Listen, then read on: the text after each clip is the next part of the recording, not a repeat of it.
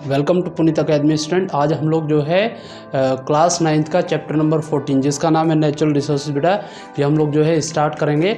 और देखिए इससे पहले भी हमने जो है काफ़ी लेक्चर्स जो है क्लास 9th के हमने अपलोड किए हुए हैं अपने चैनल पे, तो आप चाहे तो उसको वहाँ से जाके जो है प्लेलिस्ट में जाकर उसको जो है चेक कर सकते हैं स्टूडेंट। तो देखिए हमें नेचुरल रिसोर्स में सबसे पहले क्या क्या पढ़ना है, हम एक बार उसको जो है डिटेल में देख लेते हैं। तो सबसे पहले हमें बायोस्फीयर के बारे में पढ़ना है, जिसमें हमको लिविंग रिसोर्सेज और नॉन लिविंग रिसोर्सेज के बारे में पढ़ना है। लिविंग रिसोर्सेज को हम बायोटिक कंपोनेंट कहते हैं, जिसमें प्लांट और एनिमल होंगे। नॉन लिविंग कंपोनेंट में हमें एयर, वाटर और लैंड पढ़ना है। साथ के साथ हमको जो है पोल्यूशन के बारे में पढ़ना है, जिसमें एयर पोल्यूशन, जिसमें greenhouse effect, ozone layer depletion, acid rain वगैरह पढ़ना है। वाटर पोल्यूशन में chemical waste, domestic waste, thermal waste की वजह से किस तरह वाटर पोल्यूट हो रहा है वो हमें पढ़ना है। साथ के साथ लैंड पोल्यूशन जो है किस तरह से हो रहा है, इंसेक्टिसाइड है या पेस्टिसाइड है, ये सब जो है हम इस चैप्टर में देखेंगे स्टूडेंट। तो देखिए यहाँ से कंप्लीट हम चैप्टर को पढ़ेंगे। और स्टूडेंट आप लोग जो है अगर इस चैप्टर को यहाँ से पढ़ेंगे तो कंप्लीट जो भी आपका एग्जाम में क्वेश्चन आएगा आप उसको बिल्कुल भी स्किप नहीं करेंगे, यानी कि आसानी से उसको बना पाएंगे। तो देखिए सबसे पहले हम लोग देख लेते हैं क्या क्या टॉपिक्स हमें जो है इस चैप्टर में पढ़ने हैं। तो सबसे पहले हमें पढ़ना है resources on the earth, the breath of life यानी कि एयर के बारे में, फिर स्टेट्स ऑफ मैटर में, ठीक है। फिर हमें जो है इम्पोर्टेंस ऑफ एटमॉस्फेयर पढ़ना है। फिर हमें wind, the movement of air, rain, air, soil और वाटर के बारे में पढ़ना है। Water pollution, air pollution, soil pollution. फिर सबसे इंपॉर्टेंट टॉपिक इस चैप्टर से जहाँ से क्वेश्चन आएगा जियोकेमिकल साइकिल, जिसमें water cycle, nitrogen cycle, carbon cycle and oxygen cycle वगैरह भी हमको जो है पढ़ना है। तो इसमें आपका जो नाइट्रोजन साइकिल है इसका जो है एग्ज़ाम में आने की या कार्बन साइकिल के एग्ज़ाम में आने की प्रोबेबिलिटी ज़्यादा होती है। साथ के साथ यहाँ से क्वेश्चन आपका बनेगा ओजोन लेयर एंड डिप्लीशन से, तो ये भी जो है हम कंप्लीट कर पढ़ेंगे। तो देखिए सबसे पहले हम लोग जो है इस चैप्टर का इंट्रोडक्शन देख लेते हैं। तो देखिए इंट्रोडक्शन में हमें क्या क्या, जैसे हमें पता ही है as we know earth is the only planet on which life exist, यानी कि अर्थ सिर्फ और सिर्फ एक ऐसा प्लैनेट है जिसके ऊपर जो है लाइफ एग्जिस्ट करती है, यानी कि अर्थ पे ही सिर्फ और सिर्फ लाइफ हो सकती है। ये किस पे डिपेंड करता है, बहुत सारे फैक्टर्स है, जैसे air, water, food, soil and energy obtain from the sun. तो हमें ये पता होना चाहिए अर्थ पे जो भी एनर्जी है, जितनी भी एनर्जी है वो सारी की सारी हमें किससे मिलती है, सन से मिलती है।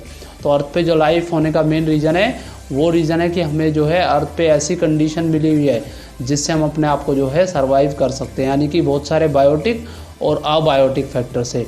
तो हम ये कह सकते हैं जो हमारा सन है वही अर्थ के ऊपर जो है अल्टीमेट सोर्स है एनर्जी का स्टूडेंट। इसी तरीके से देखिए अब हम जो है इस चैप्टर में, जैसा हमें नाम से क्लियर है नेचुरल रिसोर्स हमें पढ़ना है, तो ये क्या होते हैं, these are living and non living component of nature use by human beings in order to meet their requirement. तो ये लिविंग या नॉन लिविंग कंपोनेंट है नेचर के, जो कि हम लोग जो है अपनी रिक्वायरमेंट के लिए जो है उसको यूज़ कर सकते हैं। तो नेचुरल रिसोर्सेज जो है जनरली दो टाइप का होता है आपका, इनएग्जॉस्टेबल नेचुरल रिसोर्सेज, ये वो नेचुरल रिसोर्सेज होते हैं जो कभी भी एग्जॉस्ट नहीं होंगे, यानी कि हम जो है उसको काफ़ी लॉन्ग कंटिन्यूस टाइम तक अगर उसको यूज़ करेंगे तो जो है वो आपका जो है ख़राब नहीं होंगे या जो ख़त्म नहीं होंगे। इसी तरीके से जैसे एयर है, वाटर है, सोइल एनर्जी है, ये सारा आपका जो है इनएग्जॉस्टेबल नेचुरल रिसोर्स। लेकिन स्टूडेंट आपको याद रखना है हमारा वाटर जो है एक इनएग्जॉस्टेबल रिसोर्स है, लेकिन ड्रिंकिंग वाटर एक आपका जो है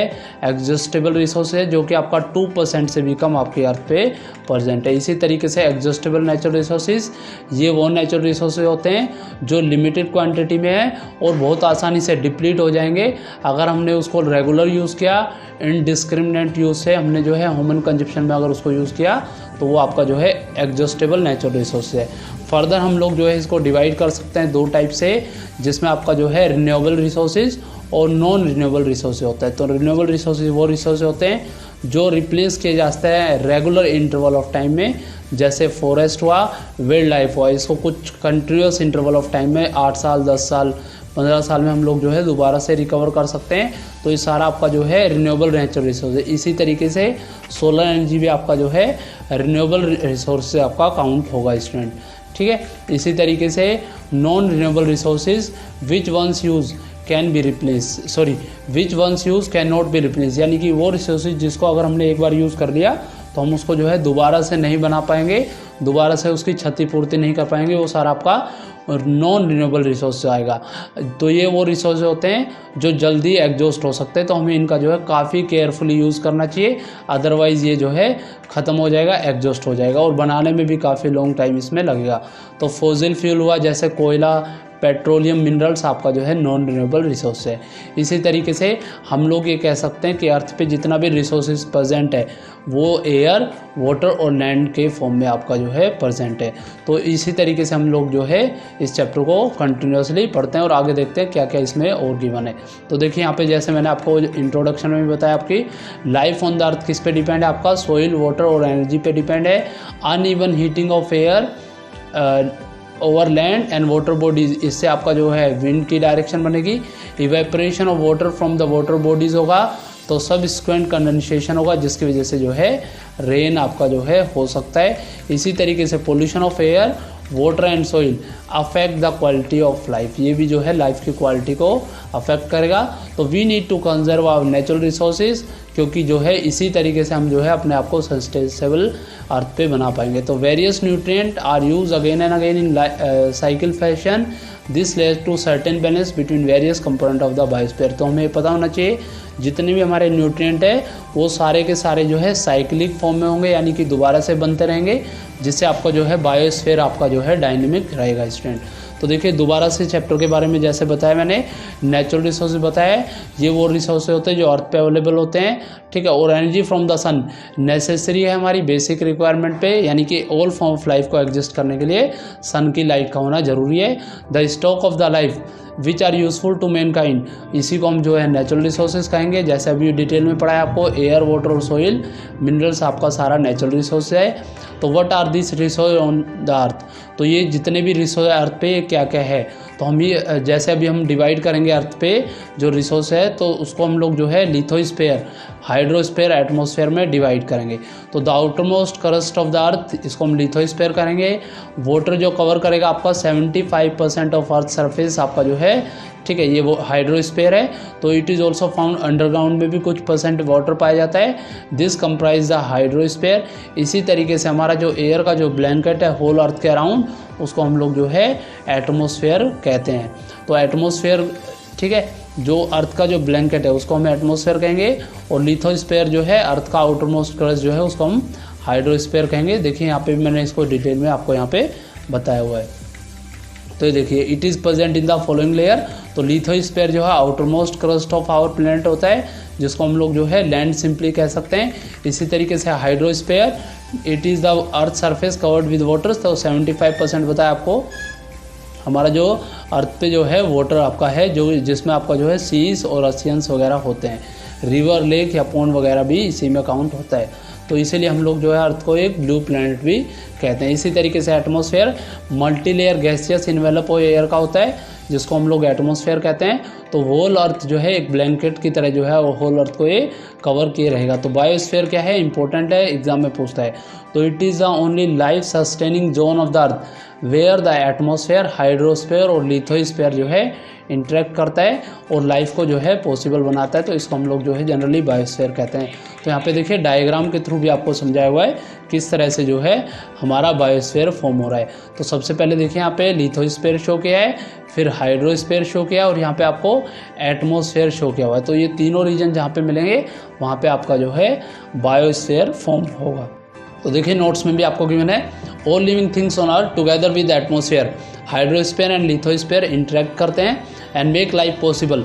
इसी को हम लोग जो है हाइड्रोस्फीयर बायोस्फीयर हम लोग जो है इसको कहेंगे। तो वो ठीक है अर्थ का कंपोनेंट जहाँ पे आपका एटमॉस्फेयर, हाइड्रोस्फीयर और लिथोस्फीयर मिलते हैं और लाइफ को जो है पॉसिबल बनाते हैं, उसको हम लोग जो है बायोस्फीयर कहते हैं।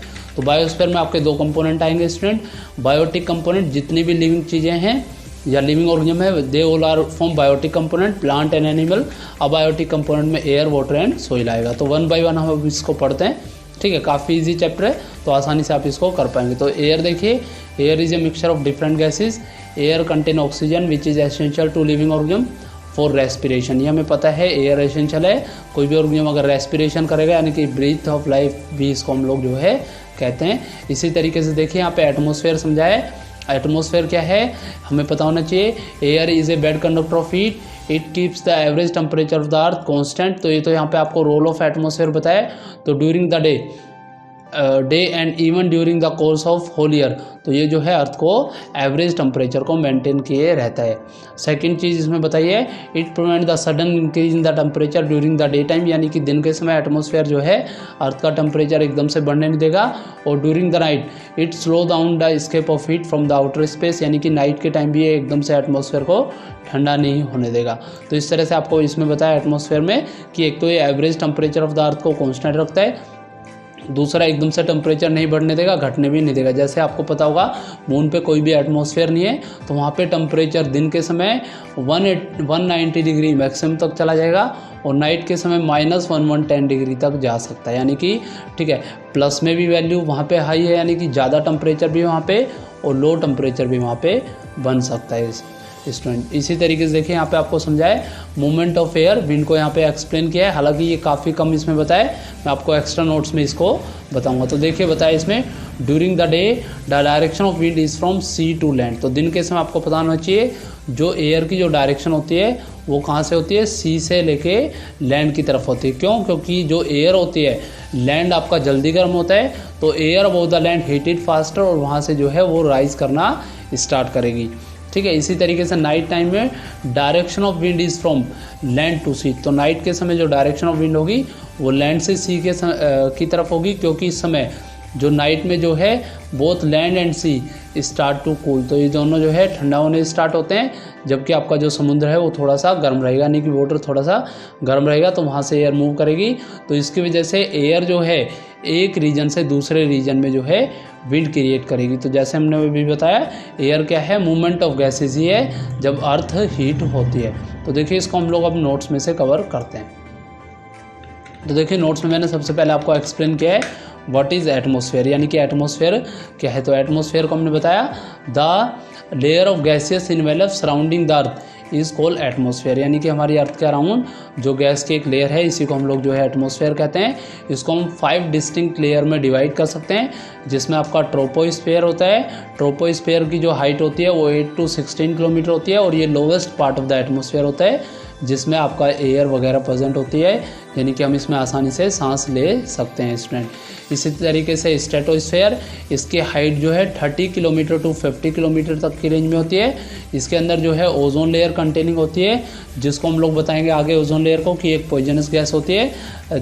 The aeroplanes are also fly in this region. तो एरोप्लेन वगैरह जो होते हैं वो स्ट्रेटोस्फेयर में ही फ्लाई करते हैं। एसएसटी में आपने पढ़ा होगा, क्योंकि ये जो रीजन है यहाँ पे आपकी इन्वायरमेंटल कंडीशन जो है काफ़ी ज़्यादा जो है स्टेशनरी होती है, यानी कि वहाँ पे चेंज बहुत कम होता है। तो स्ट्रेटोस्फेयर में ही आपको याद रखना है ओजोन लेयर होती है, और यहीं पे क्या होता है आपका एरोप्लेन वगैरह फ्लाई करते हैं। इसी तरीके से मीजोस्फेयर, ये आपका हाइट 50 to 100 किलोमीटर तक जो है इसकी रेंज होती है।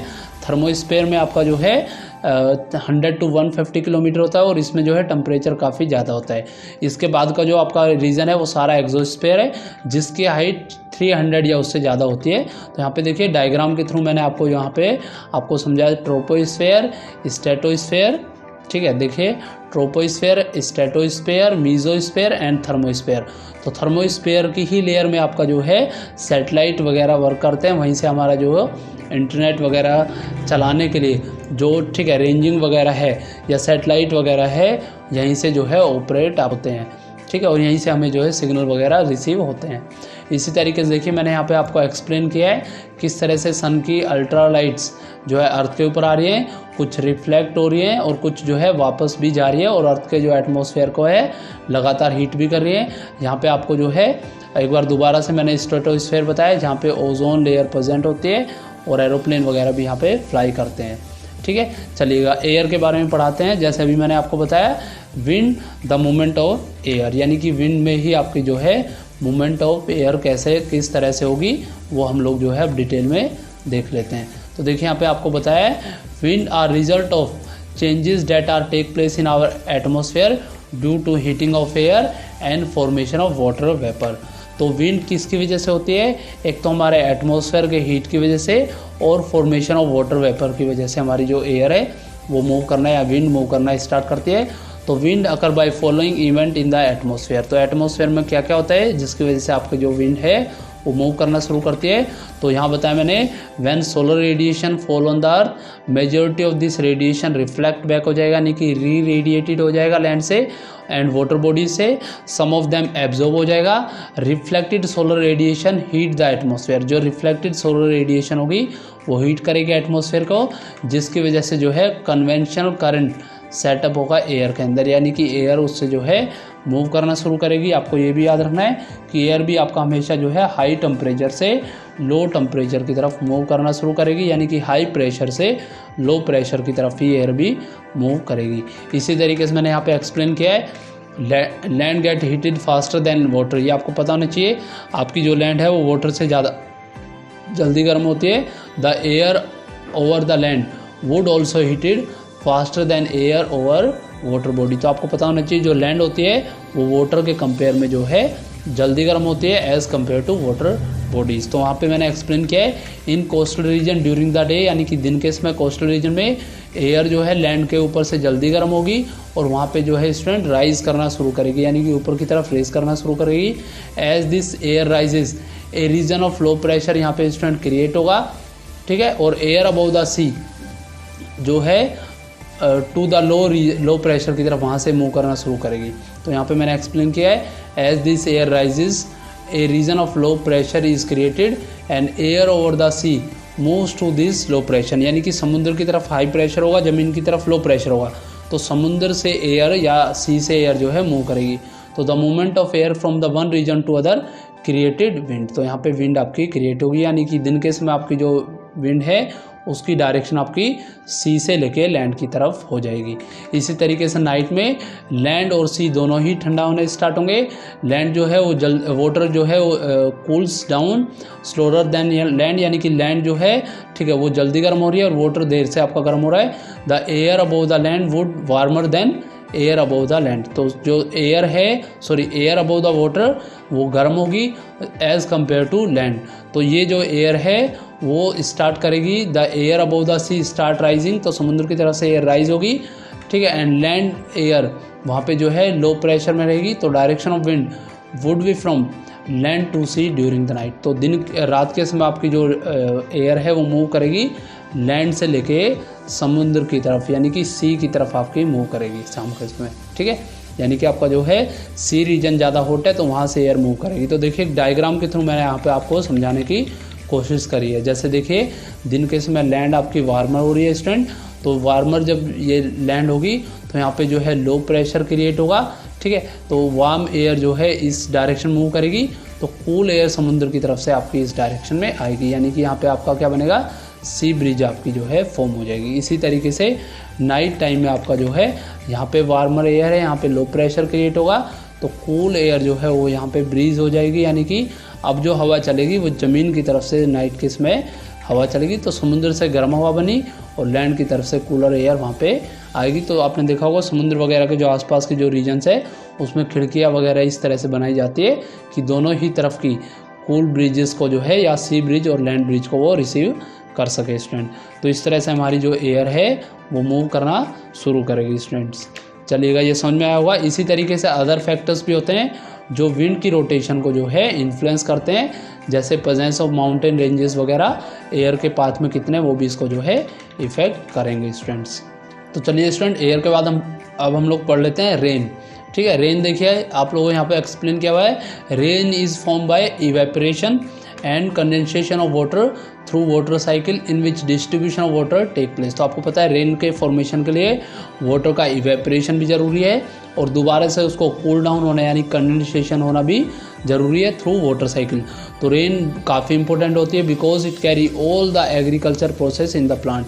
तो प्लांट में जितना भी एग्रीकल्चर प्रोसेस मतलब एग्रीकल्चर में जो है रेन काफ़ी यूज़ होगी और वाटर का जो साइकिल है वो भी आपका जो है मेंटेन रहेगा, ठीक है। इसी तरीके से we should conserve rain by constructing dams and pool. तो जो है हम रेन वाटर को जो है डैम और पुल बना के भी जो है कंस्ट्रक्ट कर सकते हैं स्टूडेंट। चलिए अब हम लोग पढ़ लेते हैं एयर पोल्यूशन। तो एयर पोल्यूशन देखिए यहाँ पे बताया आपको, an increase in the content of harmful substance pollutant in air like carbon dioxide, carbon monoxide, oxide of sulphur nitrogen, fluoride, lead, nickel, arsenic, ये सब सब्सटेंस जब एयर के अंदर प्रेजेंट होंगे तो क्या फॉर्म करेंगे, एयर पोल्यूशन फॉर्म करेंगे। यानी कि वो हार्मफुल सब्सटेंस जिनका कंटेंट अगर एयर में बढ़ जाए, जैसे मैंने बताया carbon dioxide, carbon monoxide, oxide of sulphur, nitrogen, fluoride, lead, nickel, arsenic वगैरह या डस्ट पार्टिकल, इससे एयर पोल्यूशन होता है, जिसकी वजह से काफ़ी डिसीज़ जो है ह्यूमंस में प्रोड्यूस होते हैं। जैसे ह्यूमंस में रेस्पिरेटरी और रिनल डिसीज हो सकते हैं, हाई ब्लड प्रेशर, आई इरिटेशन और कैंसर वगैरह भी जो है एयर पोल्यूशन से हो सकता है। इसी तरीके से प्लांट्स में भी इसकी जो ग्रोथ है, ठीक है, उनकी ग्रोथ रुक सकती है। डीजनरेशन ऑफ क्लोरोफिल हो सकता है या मोल्टिंग हो सकता है, पैचेस या spots of colour of leaf भी वहाँ पे हो सकता है, यानी कि उनकी जो पत्तियाँ है वो भी जो है ख़राब हो सकती है स्टूडेंट। तो इस तरह से जो है एयर पोल्यूशन आपका वर्क करेगा। और मैंने अभी आपको रेन के बारे में पढ़ाया, यानी कि वाटर के बारे में पढ़ाया, तो वाटर में आपको याद रखना है एसिड रेन के बारे में। When fossil fuel are burn, यानी कि फॉसिल फ्यूल बर्न करेंगे, एक तो देखिए एयर पोल्यूशन होगा, दूसरा फॉसिल फ्यूल के बर्न करने से कुछ गैसेज जैसे सल्फर डाइऑक्साइड और नाइट्रोजन डाइऑक्साइड वगैरह जो है रिलीज़ होती है, जिससे आपका जो है एसिड रेन भी वहाँ पे हो सकता है। तो ये गैस जो है वाटर के अंदर डिज़ोल्व हो जाती है, जिससे आपका जो है नाइट्रिक एसिड और सल्फ्यूरिक एसिड जो है फॉर्म हो जाता है। तो आपको याद रखना है, जो एसिड रेन होती है उसमें आपको नाइट्रोजन डाइऑक्साइड और सल्फर डाइऑक्साइड गैसेज जो वाटर के अंदर ऐड होती है, तो नाइट्रिक एसिड और सल्फ्यूरिक एसिड वहाँ पे फॉर्म होता है। तो देखिए इस डायग्राम के थ्रू आपको बताया है, मान लीजिए ये कोई भी इंडस्ट्री वगैरह वाटर को पोल्यूट कर रही है, तो एसिडिक गैस जिसमें सल्फर डाइऑक्साइड और नाइट्रोजन डाइऑक्साइड जो है रिलीज़ हो रहा है एटमॉस्फेयर में, तो गैसेस कैरिड बाय विंड की तरफ से वो जो है कैरी की जाएंगी, और जब वहाँ पे रेन, ठीक है, होगी, तो gases dissolve in rain water to form acid rain, जिसकी वजह से जो है एसिड रेन हो सकती है। और एसिड रेन जो है ना सिर्फ आपके जो, ठीक है, प्लांट्स होते हैं उनको नुकसान पहुंचाती है, रिवर्स को भी नुकसान पहुंचाएगी, स्ट्रीम्स को भी नुकसान पहुंचाएगी, कई बार जो है इरोड भी करती है जो आपका स्टोन वर्क है या आपका जितने भी मोनूमेंट्स वगैरह है उसको वो जो है स्टूडेंट नुकसान भी पहुंचा सकती है। तो इस तरह से जो हमारा गैसेस की वजह से जो पोल्यूशन हो रहा है और रेन की वजह से, यानी कि रेन की वजह से, ठीक है, जब ये सारे के सारे गैसेस पार्टिकल जब मिल रहे हैं, पोल्यूशन हो रहा है, तो आपकी जो एसिड रेन है वो हो सकती है, काफ़ी जो है ये नुकसानदायक यहाँ पे हो सकती है। चलिए आगे बढ़ते हैं हम लोग अब, ठीक है। तो ग्रीन हाउस इफेक्ट, तो ग्रीन हाउस इफेक्ट देखिए क्या है, कार्बन डाइऑक्साइड आपको पता है इसका एक फंक्शन जो होता है, ये प्लांट्स को एक तो फूड बनाने के लिए ज़रूरी है, दूसरा जो कार्बन डाइऑक्साइड होता है ये हमारी अर्थ को जो है वार्म रखने का काम भी करता है, like glass which keeps green house warm. तो आपने देखा होगा कई बार, अगर ग्रीन हाउसेज अगर आपने देखे हुए हैं तो उसमें जो है जो, ठीक है, कोल्ड रीजन्स होते हैं वहाँ पे ग्रीन हाउसेज बनाए जाते हैं, पॉली हाउसेज बनाए जाते हैं, जो है गैस को, कार्बन डाइऑक्साइड गैस को ट्रैप रखते हैं और उसको हीट करने का काम करते हैं। तो कुछ इसी तरह का काम आपकी जो है कार्बन डाइऑक्साइड भी करती है, तो हमारी अर्थ को जो है गर्म रखने का काम भी करती है। तो देखिए ग्रीन हाउस इफेक्ट अर्थ के ऊपर होना ज़रूरी भी है, लेकिन अगर एक हद से ज़्यादा होगा, ज़्यादा क्वांटिटी में होगा तो ये नुकसानदायक भी हो सकता है। तो वही यहाँ पे एक्सप्लेन किया है। तो it increase in the carbon dioxide, अगर ज़्यादा होगा तो inter signifies green house effect बढ़ जाएगा, जिसकी वजह से आपकी जो है ग्लोबल वार्मिंग स्टूडेंट हो सकती है, यानी कि ग्लोबल वार्मिंग यानी कि एवरेज टेम्परेचर ऑफ अर्थ भी बढ़ सकता है। इंक्रीज इन एवरेज टेम्परेचर यहाँ पे एक्सप्लेन किया है, and may lead to melting of the polar caps, वहाँ पे हो सकता है, यानी कि हमारी जो पोलर्स आइस वगैरह जो प्रेजेंट है, ठीक है, साउथ पोल नॉर्थ पोल में, वो सारी पिघल सकती है, जिससे आपका submerging of number of coastal cities आपका जो है हो सकता है, यानी कि वो रीजन जो समुद्र के आसपास है वो सारा आपका जो है डूब सकता है। तो ग्रीन हाउस इफेक्ट जो है कार्बन डाइऑक्साइड की क्वांटिटी के बढ़ने से होता है, जिसकी वजह से जो है ये सारे के सारे इफेक्ट जो मैंने अभी आपको समझाए ये सारे हो सकते हैं। तो change in the environment affect us and our activity and change the environment around us, यानी कि एनवायरनमेंट में चेंज होने से ना सिर्फ वो हमको इफेक्ट करेगा, बल्कि हमारे आसपास का जो एनवायरनमेंट चेंज हुआ है वो हमारी एक्टिविटी को भी इफेक्ट करेगा और अदर ऑर्गेनिज्म को भी इफेक्ट करेगा। चलिए स्टूडेंट, तो हम लोग जो है अपना नेक्स्ट टॉपिक देखते हैं, जिसमें है आपका environmental problem cause by human, यानी कि ह्यूमन से किस तरह से जो है एनवायरनमेंट को नुकसान हो रहा है। तो देखिए सबसे पहले हम एक्सप्लेन करेंगे डिप्लीशन ऑफ ओजोन लेयर। तो ozone layer present in the stratosphere, अभी मैंने बताया, which is a part of our atmosphere, from 16 to 60 kilometre, या मैंने 50 किलोमीटर वहाँ लिखा है, ये एवरेज रेंज है from the sea level. Ozone एक जो है एलोट्रोप होता है ऑक्सीजन का, जो it is a molecule made of 3 oxygen atom, यानी कि 3 ऑक्सीजन आइटम के मिलने से आपका जो है ओजोन फॉर्म होता है। तो molecular formula of ozone is O3। तो O3 जो होता है it is a molecular formula of ozone, जो कि आपका एक ट्राई एटॉमिक मॉलिक्यूल है। तो ओजोन लेयर जो होती है ये एब्जॉर्ब करती है ultraviolet rays coming from the sun and protect from living from harmful effect like skin cancer, cataract, eyes या वीकनिंग इम्यून सिस्टम से जो है ये हमें बचाती है। यानी कि जो अल्ट्रावायलेट रेज जो अर्थ के ऊपर आ रही हैं उसको ये आने से रोकती है, जिसकी वजह से बहुत सारे हार्मफुल इफेक्ट से हमें बचाती है, जिसमें आपका स्किन कैंसर, ठीक है, कैटरेक्ट आइज या वीकनिंग ऑफ इम्यून सिस्टम वगैरह भी होता है। तो decline of the ozone layer जो है हमें सबसे पहले अंटार्कटिका पे मिला था, जो कि 1985 में आपको जो है, ठीक है, वहाँ पे डिटेक्ट किया था। तो इसी को हम लोग जनरली जो है ओजोन होल भी बोलते हैं। इसी तरीके से देखिए यहाँ पे एक्सप्लेन किया है reason of ozone hole depletion. तो आपको याद रखना है सबसे पहला जो मेन कोर्स है ओजोन होल डिप्लेशन का, वो एक्सेसिव यूज़ हम लोगों ने किया था क्लोरोफ्लोरोकार्बन का, यानी कि CFCs का, जो कि हम लोग रेफ्रिजरेटर, AC वगैरह में पहले यूज़ करते थे या परफ्यूम वगैरह में पहले यूज़ करते थे। तो उसकी वजह से जो है आपका ओजोन लेयर डिप्लीकेट हो रहा था। इसी तरीके से जेट प्लेन्स, स्प्रे कैन और फायर एक्सटिंग्विशर वगैरह में भी हम लोग जो है पहले ओजोन लेयर डिप्लीकेशन सब्सटेंस को यूज़ कर रहे थे, तो उसकी वजह से आ रहा था।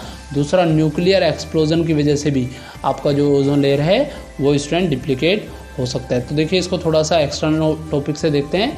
तो देखिए यहाँ पे मैंने जैसे समझाया, ozone is a tri atomic molecule जिसका फॉर्मूला O3 होता है। Its concentration more at a height 20 to 25 kilometre sea level पे। This ozone is higher ozone concentration, जहाँ पे ज़्यादा होती है उसको ओजोन लेयर बोलते हैं। It is found in the stratosphere. Ozone मैंने बताया पॉइजनस है, ठीक है, पॉइजनस गैसेज है, लेकिन ये जो है अर्थ की सरफेस पे फॉर्म नहीं हो सकती है, क्योंकि ये जो है लो टेम्परेचर, ठीक है, इसको थोड़ा सा टेम्परेचर जो होता है हाई टेम्परेचर की रिक्वायरमेंट होती है। तो अमाउंट ऑफ ओजोन लेयर जो प्रेजेंट होता है हमारे एटमॉस्फेयर को, उसको मेजर करने के लिए हम लोग जो है डोप्सन स्पेक्ट्रोमीटर का यूज़ करते हैं। इंपॉर्टेंट पॉइंट है, कई बार एग्जाम में जो है पूछा जाता है कि डोप्सन स्पेक्ट्रोमीटर किस लिए यूज़ किया जाता है। तो जो हमारी अर्थ के ऊपर जो ओजोन लेयर प्रेजेंट है उसकी जो थिकनेस है उसको हम लोग जो है डोप्सन स्पेक्ट्रोमीटर का यूज़ करके जो है मेजर कर सकते हैं। इसी तरीके से, ठीक है, इसको कई बार हम लोग जो है मेज़र करने के लिए डोप्सन यूनिट का भी यूज़ हम लोग करते हैं, यानी कि जो ओजोन लेयर है उसको इस डोप्सन स्पेक्ट्रोमीटर से हम लोग जो है फाइंड करते हैं और उसको एक्सप्रेस करते हैं डोप्सन यूनिट में, ठीक है। इसी तरीके से इफेक्ट आपको समझाया, effect of ozone layer depletion. तो the depletion of ozone layer allow करेगी entry of harmful ultraviolet radiation को अर्थ के ऊपर, जिसकी वजह से जो है आपको cataract, cancer, damage of immune system, smoke formation या आपकी जो फसलों का जो उत्पादन है वो भी कम हो जाएगा। तो यहाँ पे देखिए एक पिक्चर डायग्राम के थ्रू मैंने आपको समझाने की कोशिश करी है कि किस तरह से जो ओजोन लेयर हमारी वो, ठीक है, ईयर बाय ईयर्स डिप्लीकेट हो रही है। और इसका जो डिप्लीशन है वो अंटार्कटिका के ऊपर जो है सबसे पहले हमको रिसीव हुआ था, क्योंकि मैंने जैसे बताया ओजोन लेयर फॉर्मेशन सबसे ज़्यादा कहाँ पे होगा, इसको थोड़ा सा लो टेम्परेचर की रिक्वायरमेंट होती है स्टूडेंट। तो ये सबसे पहले हमें जो है अंटार्कटिका के ऊपर जो है देखने को मिला था। तो सैटेलाइट इमेजेस आपको यहाँ पे शो की हुई है, जैसे 1980, 1985 और 1990 में यहाँ पे आपको जो है ओजोन लेयर डिप्लीकेशन का लेवल आपको शो किया हुआ है। यहाँ लेवल कम है, यहाँ आपको बढ़ता हुआ ओजोन लेयर डिप्लीशन शो किया हुआ है स्टूडेंट्स। तो चलिए अब हम नेक्स्ट टॉपिक देखते हैं, जो है हमारा स्मोक। तो smog is a type of air pollution. The word smog come from the blend of the word, यानी कि दो वर्ड से बनाया हमने इसको, स्मोक प्लस फॉग। तो smog can form in any climate there is a lot of air pollution. Specially आप लोगों ने देखा होगा इंडिया के अंदर काफ़ी सिटीज़ के अंदर जो है स्मोक वगैरह की जो प्रॉब्लम है वो यहाँ पे रहती है। सर्दियों के समय में स्मोक फॉर्मेशन देखने को मिलता है, जैसे दिल्ली हुआ, ठीक है, या अदर सिटीज़ में बम्बई वगैरह हुआ, यहाँ पे काफ़ी जो है स्मोक देखने को हमें मिलता है। चलिए हम लोग नेक्स्ट टॉपिक देखते हैं, वाटर ए वंडरफुल लिक्विड। तो the most unusual natural compound found on the earth which fulfils almost various demand of the different life form. तो वो क्या है, वाटर है। और हमें पता होना चाहिए 3/4 ऑफ द अर्थ सरफेस, यानी कि 75% वो वाटर से पूरा कवर है। It is present underground form में भी है, सबसे ज़्यादा जो वाटर प्रेजेंट है वो सी में, ओशियंस वगैरह में प्रेजेंट है। Also in the form water vapour हमारे एटमॉस्फेयर में प्रेजेंट होता है। बाकी necessary water necessary for living organism हमें पता है, ठीक ठीक है। क्यों ज़रूरी है वाटर? तो it maintain the uniform temperature of the body, ये मेंटेन रखता है। सेलुलर प्रोसेसेस जो हैं वो हमारी बॉडी के जितने भी हैं वो सारे वाटर मीडियम में ही हो सकते हैं। All reaction that take place within our body and within our cells occur between the various substances that are dissolve in water. तो जितने भी हमारी बॉडी में होने वाले रिएक्शंस हैं और एक्टिविटी हमारी सेल में होने वाली, उन सबको कहीं ना कहीं वाटर की रिक्वायरमेंट होती है। तो water form the habitat in which many of the plant और एनिमल जो है वो वहाँ पे जीवित रह सकते हैं, जिंदा रह सकते हैं। इसी तरीके से आपको वाटर पोल्यूशन में पढ़ना है। वाटर पोल्यूशन क्या है? When the water become unfit for drinking and other uses then water is said to be pollute. तो वहाँ पे वाटर क्या होगा?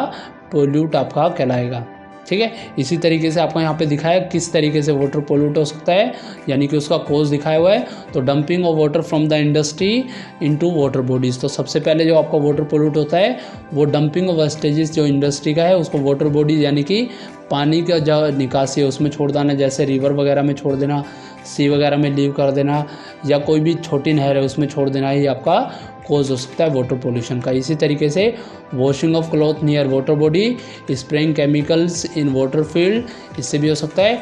Dumping house hold vestiges into water body से भी आपका जो वाटर है वो पोल्यूट हो सकता है, जैसे यहाँ पे आपको शो किया हुआ है। तो bathing of human animal, disposal of factory waste, washing clothes वगैरह से भी वाटर पोल्यूशन हो सकता है।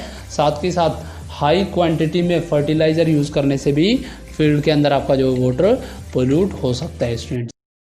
तो होपफुली स्टूडेंट आपको ये वीडियो समझ में आई होगी। अगर आपको वीडियो समझ में आई है तो चैनल को लाइक, शेयर और सब्सक्राइब जरूर कीजिएगा। साथ में बेल आइकन को भी ज़रूर प्रेस कीजिएगा जिससे मेरी नई वीडियो की नोटिफिकेशन आपको मिल सके स्टूडेंट। Thank you.